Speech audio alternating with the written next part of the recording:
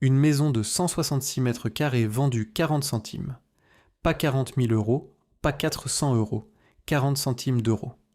C'est ce qu'affiche la base officielle DVF, demande de valeur foncière, publiée par l'État français. 8 transactions de ce type en 2024, enregistrées noir sur blanc.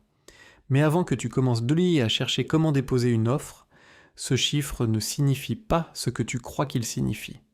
DVF est la base publique des transactions immobilières en France. Elle est consultée chaque jour par des centaines de milliers de personnes, des investisseurs, des notaires, des journalistes. Ce que peu de gens comprennent, c'est qu'elle enregistre la valeur déclarée dans l'acte notarié, pas le prix économique réel de la transaction.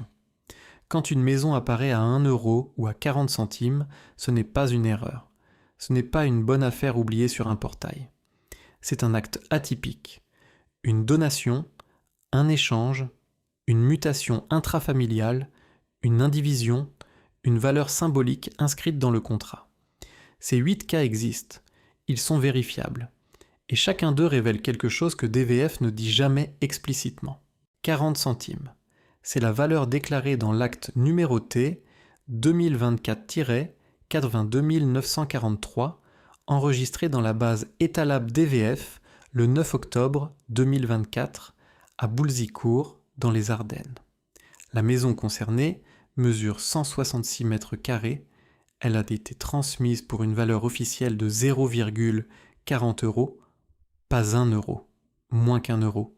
Boulzicourt est une commune de 966 habitants, posée dans la vallée de la Barre, à une dizaine de kilomètres de Charleville-Mézières. Le paysage des Ardennes françaises y est immédiat. Collines boisées, prairies humides, ciel bas une bonne partie de l'année. Le village est calme, structuré autour de quelques rues anciennes, avec un tissu de maisons en pierre et en briques caractéristiques du nord-est. L'hiver y est long et gris. L'été existe, mais il ne s'impose pas. Ce qui rend ce cas utile pour comprendre DVF, c'est précisément son caractère extrême. 166 mètres carrés de surface habitable, c'est une maison de taille honnête, voire généreuse, selon les standards ruraux. Dans les Ardennes, un bien de ce gabarit en bon état peut se négocier entre 40 000 et 80 000 euros selon les portails comme Se Loger ou Le Bon Coin Immobilier. Même à l'abandon complet, même avec une toiture à refaire et des planchers pourris, un bâti de cette superficie ne descend pas à 0,40 euros. Personne dans l'immobilier ne travaille à cette échelle de valeur. Alors que s'est-il passé ? DVF ne le dit pas. La base enregistre le montant déclaré dans l'acte, sans contexte. Mais les notaires, les salés et les fiscalistes qui observent ce type de mutation depuis des années sont formels. Une transaction à 0,40 euros sur un bien bâti de 166 mètres carrés est la signature quasi certaine d'un acte atypique. Donation à valeur symbolique, échange dans le cadre d'une indivision familiale, transmission entre proches sans contrepartie financière réelle, partage de succession avec soult distincte non intégrée dans le champ de prix, les mécanismes sont nombreux. Ce qui compte, c'est que le prix affiché n'est pas le prix économique. Et c'est là que DVF devient piégeux pour le non-initié. La base est publique, gratuite, téléchargeable, légale. Elle a une apparence de transparence totale, mais elle ne distingue pas une vente marchande d'une donation déguisée en vente symbolique. Elle ne signale pas les dettes attachées aux biens, les hypothèques non levées, les frais de notaire calculés sur la valeur réelle et non sur la valeur déclarée, les travaux de mise en conformité obligatoires dans certains cas. À Boulzicourt, la maison de 166 mètres carrés appartient désormais à quelqu'un. Ce quelqu'un ne l'a probablement pas eu pour 40 centimes. DVF dit 40 centimes. DVF ne ment pas. DVF ne dit simplement pas tout. Le cas de Boulzicourt illustre aussi quelque chose de plus large. Les Ardennes sont un département qui voit partir sa population depuis des décennies. Les maisons y changent de main dans des configurations familiales complexes, héritage, succession bloquée, bien qu'on ne peut pas vendre au marché parce qu'ils sont trop dégradés ou trop chargés juridiquement. Quand une famille règle ses affaires entre elles, le notaire instrumente l'acte avec le montant que les parties déclarent. Parfois ce montant est 1 euro, Parfois c'est 40 centimes. Ça ne dit rien sur ce que vaut réellement le bien. Ça dit seulement que la transaction n'était pas une vente ordinaire. À Vervins, dans l'Aisne, la transaction est différente dans sa forme. Ce n'est plus 40 centimes, c'est un euro. Et ce n'est pas une bourgade rurale anonyme. Vervins est une sous-préfecture. Elle compte 2549 habitants. Elle abrite une administration, un tribunal, des services publics structurés. C'est une vraie ville à l'échelle de la Thiérache, avec une place centrale, des commerces, une histoire de cité fortifiée. Et le 9 juillet 2024, une maison de 80 mètres carrés avec 5 pièces y a été enregistrée dans DVF pour 1 euro, acte numéro 2024-17251. 5 pièces, 80 mètres carrés, 1 euro déclaré. Ce que DVF affiche ressemble à une erreur de saisie. Ça n'en est pas une. La Thiérache est une région au prix immobilier parmi les plus bas de France. Les portails comme Le Bon Coin Immobilier affichent régulièrement des maisons entre 15 000 et 35 000 euros dans ce secteur. Même à ces prix, qui paraissent déjà très bas par rapport aux standards nationaux, personne ne vend 5 pièces pour 1 euro sur le marché ouvert. La transaction enregistrée dans DVF n'est pas une vente de marché. Vervins a une particularité géographique qui éclaire son marché. La ville est à environ 40 km de Saint-Quentin, à plus d'1 heure de route de Reims. Les services hospitaliers les plus complets se trouvent à distance. L'isolement relatif de la Thiérache pèse sur les prix depuis des années. Et il pèse aussi sur les dynamiques familiales. Les biens immobiliers circulent entre générations dans des familles qui habitent la région depuis longtemps sans jamais passer par le marché. C'est dans ce contexte que les mutations à valeur symbolique prolifèrent. Ce qu'il faut retenir de Vervins, c'est la leçon sur la géographie des actes atypiques. On pourrait croire que ce type de transaction n'existe que dans des hameaux perdus, dans des villages à 50 habitants où personne ne regarde. Mais Vervins montre que ça arrive aussi dans les sous-préfectures, dans les centres-bourgs structurés, dans les villes qui ont encore une administration et un tissu urbain. DVF ne fait pas de distinction. L'acte d'une maison de 80 mètres carrés transmise pour 1 euro dans une sous-préfecture de l'Aisne est enregistré exactement de la même façon qu'une vraie vente marchande à 30 000 euros. Le même format, la même colonne, le même champ de prix. C'est cette uniformité qui trompe. Il y a aussi un aspect que DVF n'aborde jamais. L'état réel du bien au moment de la mutation. Une maison de 80 mètres carrés à Vervins peut être en bon état ou en état de péril. Elle peut avoir une installation électrique aux normes ou datant de 40 ans. Elle peut être libre de toute occupation ou faire l'objet d'un bail non déclaré. Elle peut porter une hypothèque non levée.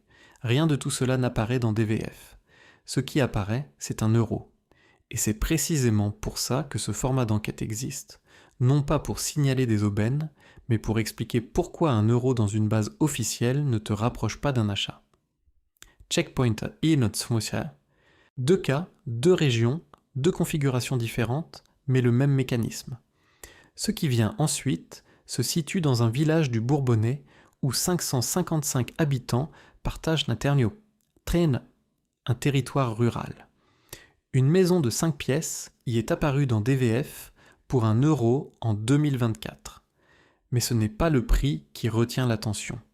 C'est ce que ce cas révèle sur la relation entre valeur déclarée et réalité juridique d'un bien. Une dimension que les 2 premiers cas n'ont fait qu'effleurer. Dans le Bourbonnais, à Rongères, commune de 555 habitants au cœur de l'Allier, une maison de 75 mètres carrés avec 5 pièces a été enregistrée dans DVF le 8 février 2024 pour 1 euro déclaré, acte numéro 2024-22988. Le Bourbonnais est un pays de bocage tranquille, de prairies larges, de rivières lentes. Rongères se trouve à une vingtaine de kilomètres de Vichy, dans un territoire agricole où le temps semble avoir un rythme différent de celui des métropoles. Ce qui est instructif ici, c'est le rapport entre la surface et la configuration de la pièce. 75 mètres carrés répartis en 5 pièces, c'est une maison à pièces petites, typique de l'habitat rural bourbonnais du début du XXe siècle. Une cuisine, 2 chambres exiguës, une salle commune, parfois une pièce de rangement élevée au rang de pièces dans l'acte. Ce type de bâti existe en grand nombre dans ce secteur de l'Allier. Il circule dans les familles depuis des générations, transmis par successions successives, parfois sans jamais avoir été vendu sur le marché ouvert depuis des décennies. C'est précisément dans ce contexte que les mutations à valeur symbolique se concentrent. Un bien qui n'a jamais connu le marché, dont les héritiers n'ont pas tous le même intérêt économique, dont l'État nécessite des travaux que personne ne veut financer, ce type de bien aboutit régulièrement à une transaction à 1 euro entre membres d'une même famille. L'un des héritiers rachète les parts des autres pour une valeur symbolique, la soulte réelle étant réglée ailleurs ou le bien étant accepté avec ses charges comme condition de la sortie d'indivision. DVF enregistre le montant inscrit dans l'acte. C'est son rôle. Ce qu'elle n'enregistre pas, c'est la soulte versée à côté, les compensations négociées en dehors de l'acte notarié, les dettes de la succession que l'héritier reprend en contrepartie du bien. Dans le cas de Rongère, il est impossible de savoir, uniquement depuis DVF, si la personne qui a reçu cette maison de 75 mètres carrés pour 1 euro a effectivement payé autre chose en parallèle. Presque certainement, oui. DVF ne le montre pas. Il faut aussi parler de l'inconvénient réel de vivre dans ce territoire, parce qu'il ne s'agit pas ici de vanter un mode de vie, mais d'être exact. Rongère est un village rural profond. La médecine générale de proximité y est rare. Les services d'urgence les plus proches se trouvent à Vichy ou à Moulins, à une distance qui peut compter dans un contexte de santé. L'emploi salarié local est limité.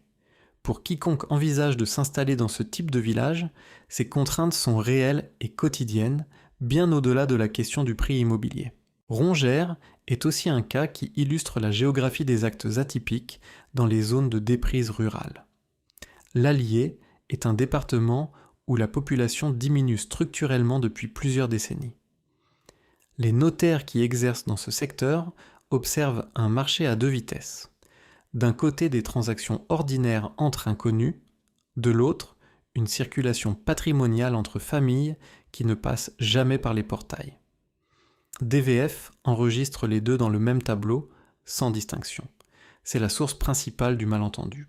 Dans l'Aube rurale, à Villemoyenne, 730 habitants vivent dans un bourg tranquille du plateau champenois. Le 23 mai 2024, une maison de 102 mètres carrés avec 4 pièces qui y a été enregistrée dans DVF pour 1 euro déclaré, acte numéro 2024-91 1148. 102 mètres carrés, 4 pièces, un logement familial de taille standard, ni trop grand ni trop petit, exactement le type de bien qui constitue le cœur du marché rural en France. Le plateau de l'Aube à cet endroit est un paysage ouvert, champêtre, avec des horizons larges et des villages qui semblent posés dans les champs comme des points sur une carte. Villemoyenne se trouve à une trentaine de kilomètres de Troyes, ce qui n'est pas négligeable en termes d'accès à l'emploi et aux services. C'est différent des cas ardennais ou de l'Allier. Ici, on n'est pas dans un isolement extrême. On est dans une ruralité accessible, ce qui signifie que le marché immobilier réel, lui, existe et fonctionne. Justement, parce que Villemoyenne est à une distance raisonnable de Troyes, une maison de 102 mètres carrés en état correct vaut quelque chose. Les portails Se Loger affichent dans ce secteur des biens comparables dans une fourchette allant de 50 000 à 100 000 euros selon l'état et les équipements. Aucun vendeur sur le marché libre ne transmet 102 mètres carrés pour 1 euro. Ce n'est pas une question de marché déprimé, c'est une question de nature de la transaction. Ce que DVF enregistre à Villemoyenne pour cette date est, selon toute probabilité, une mutation intrafamiliale ou une donation avec valeur symbolique. Ce que ce cas ajoute à la réflexion, c'est la question des frais annexes invisibles dans DVF. Quand un notaire instrumente une donation ou une mutation familiale, les émoluments sont calculés non pas sur le prix déclaré, ici 1 euro, mais sur la valeur vénale réelle du bien. C'est une règle du droit notarial français. Si la maison de ville moyenne vaut réellement 60 000 € sur le marché, les frais de notaire ont été calculés sur cette base, même si l'acte dit 1 euro. La personne qui a reçu ce bien n'a pas payé 1 euro de frais. Elle a payé les frais correspondant à la valeur réelle. C'est l'un des renseignements les plus importants que DVF ne donne pas et que les commentateurs pressés passent sous silence. Le prix déclaré dans DVF n'est pas le coût total de l'opération. Les droits de mutation, les émoluments notariaux, les éventuelles taxes foncières arriérées, les travaux nécessaires, l'assurance du bien pendant la période de transfert, tout cela représente un coût réel qui n'apparaît nulle part dans la base. Un bien inscrit à 1 euro dans DVF peut avoir coûté plusieurs milliers d'euros en frais aux bénéficiaires sans que cela soit visible dans aucune colonne. Checkpoint B. 4 entrées. 4 régions. Le même mécanisme à chaque fois, mais une intensité qui monte. Le cas suivant se situe dans le Cantal et la surface en jeu dépasse tout ce qu'on a vu jusqu'ici. 200 mètres carrés, 10 pièces, un bien de grande ampleur. Ce que cette transaction révèle sur les mutations à valeur symbolique change l'échelle du problème. Le Cantal est l'un des départements les moins denses de France. Condat, commune de 933 habitants, installée dans la vallée de la Rue, à plus de 700 mètres d'altitude, est un bourg qui vit au rythme de l'agriculture et du tourisme lié au massif du Sancy et au paysage volcanique du centre du département. L'hiver y est rigoureux. La neige y tient plusieurs semaines et les routes peuvent être coupées.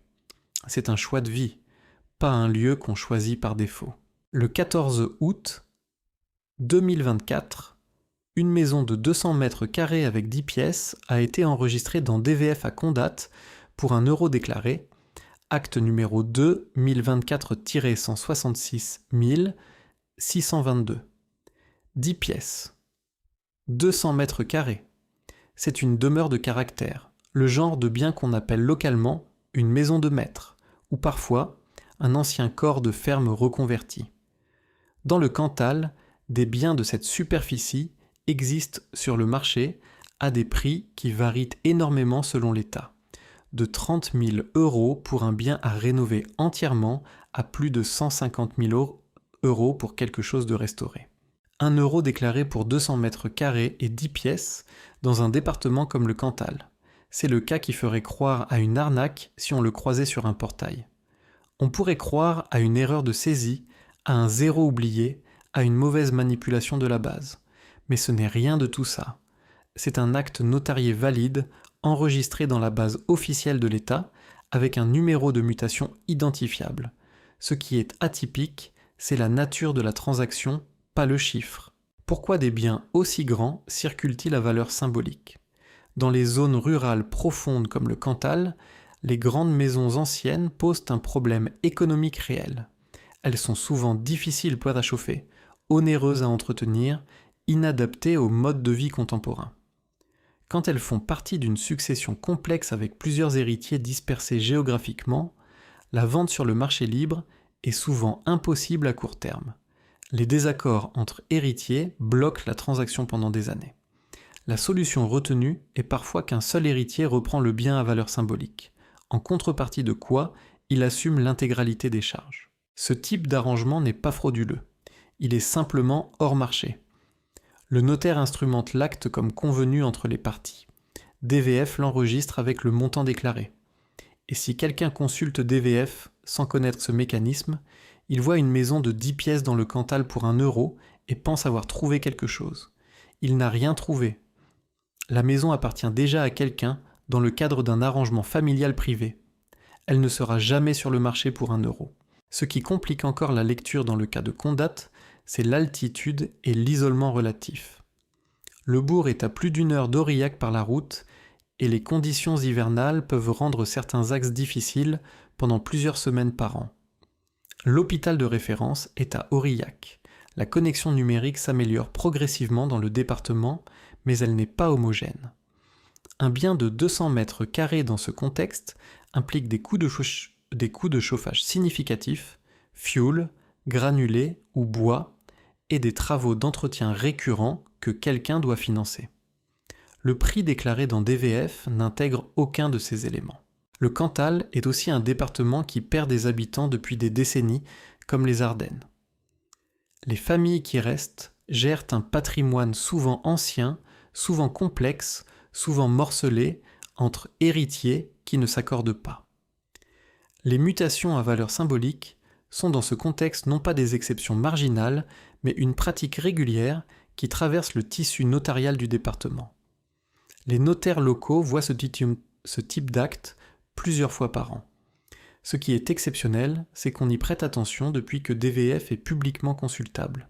Dans les Ardennes, à Aubigny-les-Potets, 306 habitants vivent dans un village compact des hauteurs ardennaises à quelques kilomètres de la frontière belge. Le 31 octobre 2024, le jour de l'Halloween, si l'on veut retenir la date, une maison de 40 mètres carrés avec une seule pièce a été enregistrée dans DVF pour 1 euro déclaré, acte numéro 2024-83106. 40 mètres carrés, une pièce, c'est la plus petite surface de cette liste. 40 mètres carrés, c'est un studio ou une petite pièce principale dans un bâtiment ancien. Dans les villages ardennais, ce type de bien correspond souvent à une ancienne dépendance reconvertie en habitation, ou à une maison d'habitation originellement modeste qui n'a jamais été agrandie. Ce n'est pas un bien qui attire des familles. C'est le type de bien qui circule entre membres d'une même famille parce que personne d'autre n'en veut ou parce que sa valeur marchande est trop basse pour justifier les frais d'une vente ordinaire.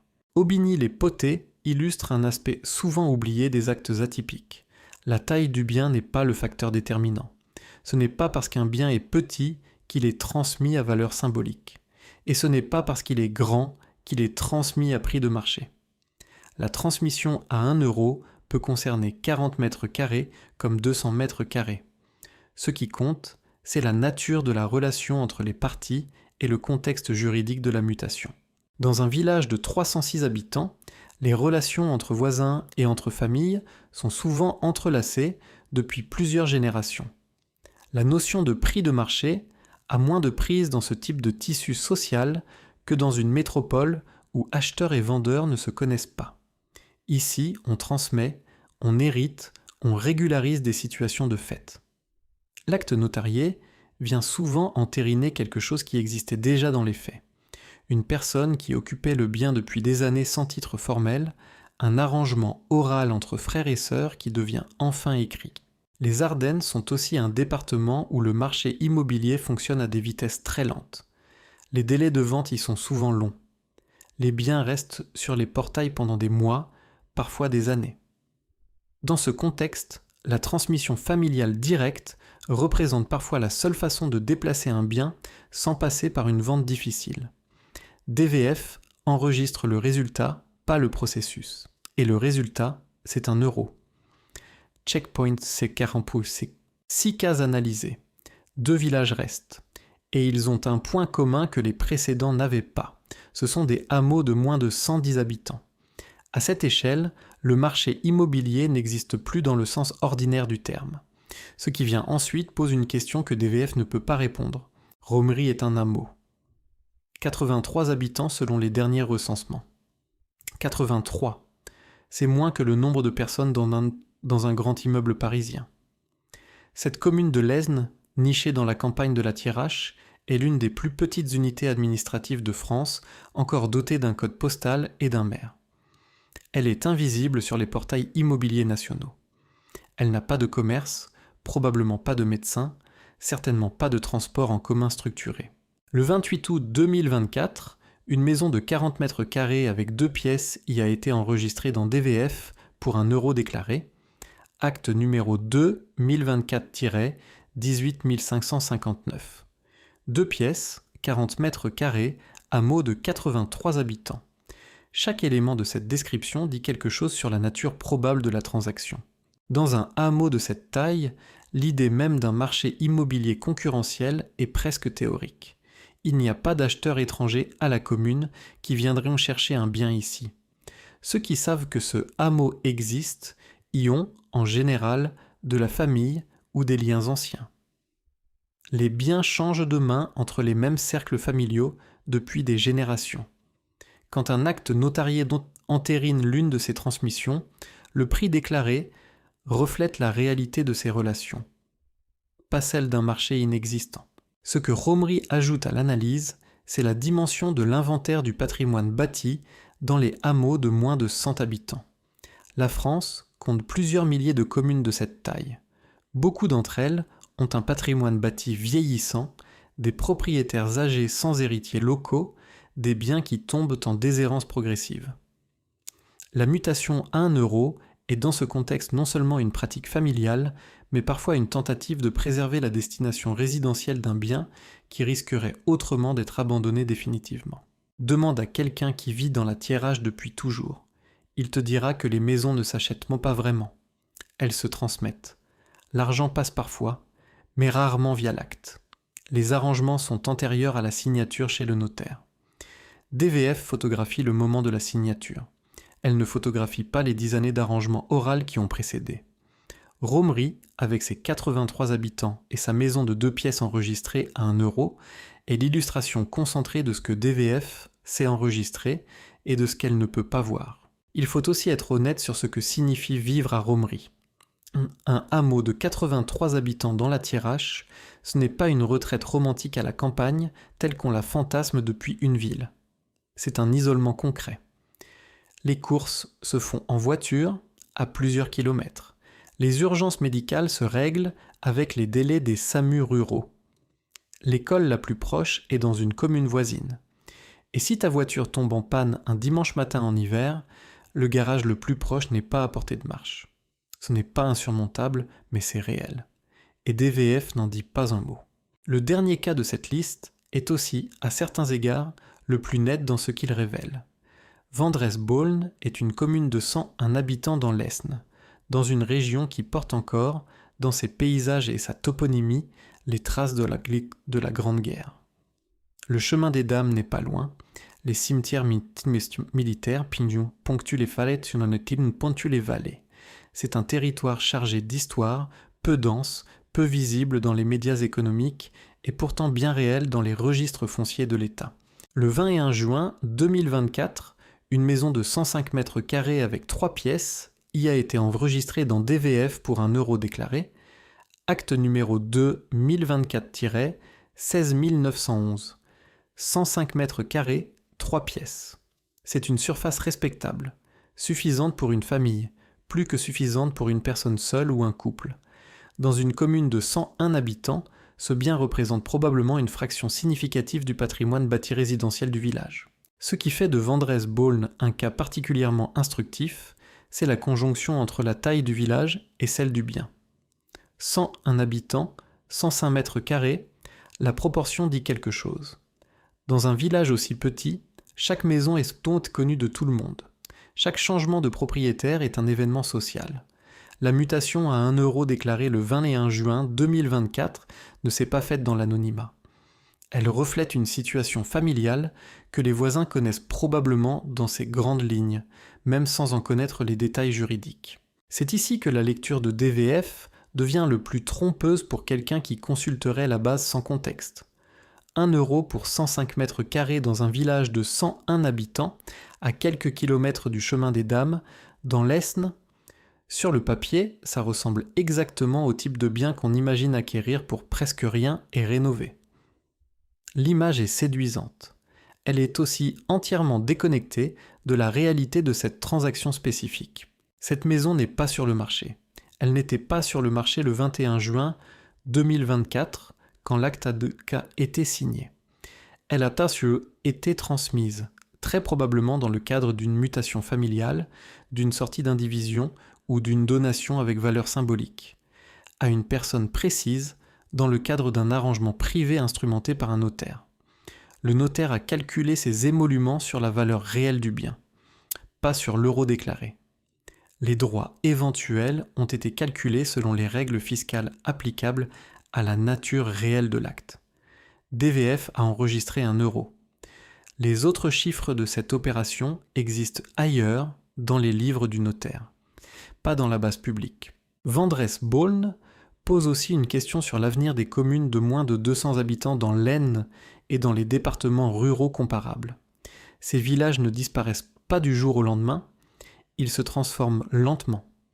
Leur patrimoine bâti change de main dans des configurations de plus en plus complexes.